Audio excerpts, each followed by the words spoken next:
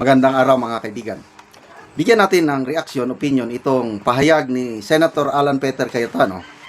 Reaksyon niya sa pahayag ng Pangulong Marcos Jr. na normal lang daw ang ating situation sa bansa, wag daw tayong mag-worry, wag daw mag-hoarding, kung ano-ano pa.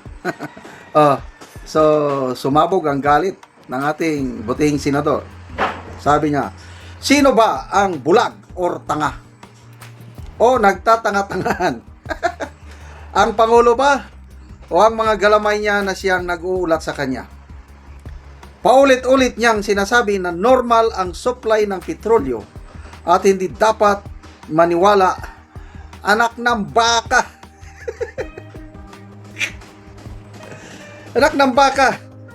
Siguro naman araw-araw siyang nanonood ng balita at laman ng balita ang pagtaas ng napakataas ang gasolina. So, paano nyo masasabi na normal ang lahat? Kaya, masisisi mo ba ang mga Pilipino na napapamura na lang tuwing naririnig nila yung salitang normal ang lahat? Maalala ko tuloy yung post ni Atty. Guanzon.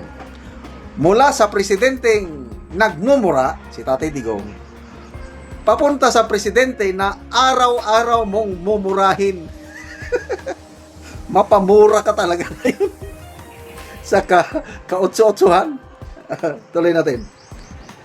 Ipapaalam ko lang po kung hindi nyo kunwari alam. Hindi po normal ang lahat. Walang ganon. Ipinagyayabang nyo pa na sapat ang supply ng petrolyo natin.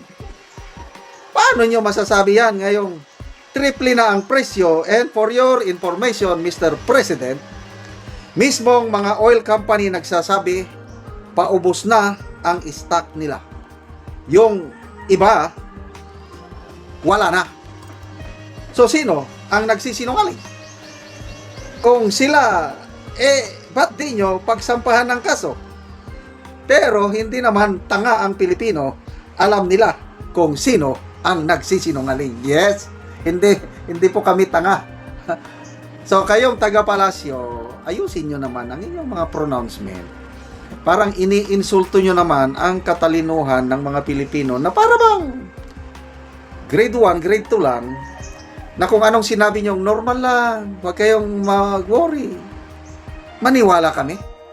Siguro sa inyo, sa palasyo, normal lang dahil may pera kayo. Hawak nyo ang pera, ang kaban ng taong bayan, at kayo ang may kapangyarihan gagastos niyan. Bilyones ang inyong hawak. Unlimited ang inyong pundo. Kaya normal lang. Kahit 1,000 pa ang presyo, 1 litro ng crudo ba gasolina, walang masyadong epekto po sa inyo. Kayong nasa poder. Papaano na lang si Juan de la Cruz? Kami nga, mag-asawa sa aming pamilya. Sufisyente na yung pensyon ko para sa amin. Sobra-sobra pa. Hindi namin maiwasan, nag-aalala rin kami, ano bang mangyayari? As in, yung anak ko, Daddy, magbili ka na ng mga bigas, mga ganito, magbili ka na, tataas pa yan. Daddy, sabi ng aking anak, magpapultang ka na, tataas na naman. Sabi, ako, lalabas naman, pultang na naman. So, ramdam na ramdam ko yung epekto ng pagtaas ng lahat. Sabi pa ng Pangulo, sa Pilipinas, normal ang presyuhan. Meaning, yung presyo daw ng bibilhin, hindi po, nagmahal na. Kasi ang mga nanininda, nagmamahal din ang kanilang binibili. Kung ako ang farmer, alam ka naman na hindi ko itaas ang aking presyo ng aking gulay or ano dyan. Hindi mo talaga mapigilan, pataas ng pataas. Kaya yung sinasabing normal, to me, isang pang-iinsulto sa katalinuhan ng mga Pilipino. Kaya mapapamura ka na, anak ng baka. Paano ba nasimulan yung anak ng baka? Naririnig ko na yan Nung elementary, high school pa ka, no? Anak ka ng baka. Yung iba, anak ka ng pating. Ay, bakit pa tayo nagkaroon ng ganito? O anong mas gusto nyo?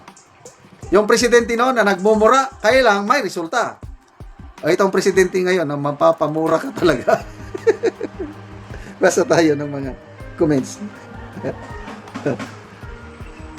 Maricho Fernando, nakakalito nga sa totoo lang bakit may paayuda kung di naman pala tumaas. Pero, ayun, nagpaayuda sila.